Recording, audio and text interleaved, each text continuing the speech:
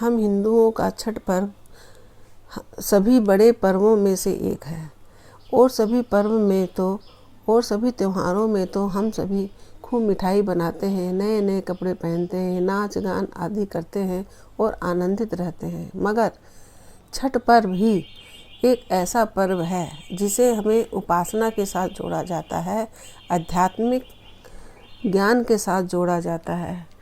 इसमें हम बहनें भाई सब मिल के हंसी खुशी के साथ भगवान से प्रार्थना करते हुए अध्यात्म के हिसाब से ये पर्व मनाते हैं। पूरी शुद्धता का ध्यान रखते हुए हम सभी भगवान का भोग की व्यवस्था करते हैं। माताएं भाई सभी व्रत करते हैं और सूर्य देव की उपासना करते हैं। कहा जाता है सूर्य देव की बहन छठ माई उनकी बहन है, इसीलिए इस व्रत को ज़्यादा छठ मैया के नाम से जाना जाता है। सूर्य की उपासना हम सभी उगते हुए सूर्य की उपासना तो सभी करते हैं। इस पर्व में डूबते हुए सूर्य की भी उपासना की जाती है। इससे हमें यह शिक्षा मिलती है कि जब भी हम अपने जीवन से हताश हो, निराश हो, जब हमारा समय खराब हो तो भी हमें हिम्मत नहीं हारनी चाहिए।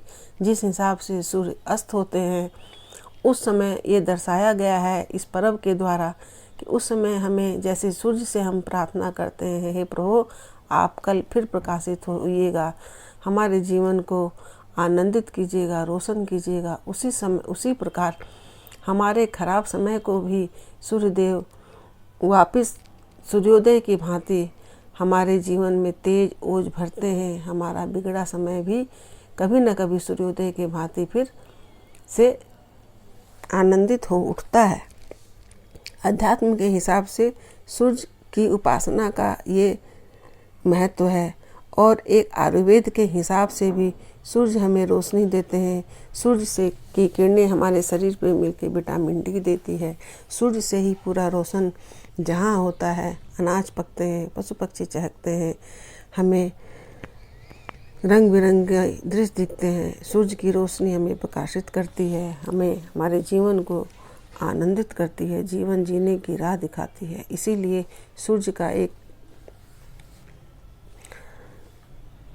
तबीयत खराब वाला भी सीन समझ में आता है और भी बहुत सी कथा बताई गई है। कहा जाता है कि सूर्य देव साक्षात देव हैं, वही हमें दर्शन देते हैं।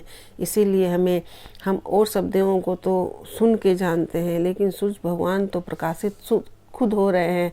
उन्हें हम देख के उनके जैसे जीवन जीने की कला हमें सीखनी चाहिए।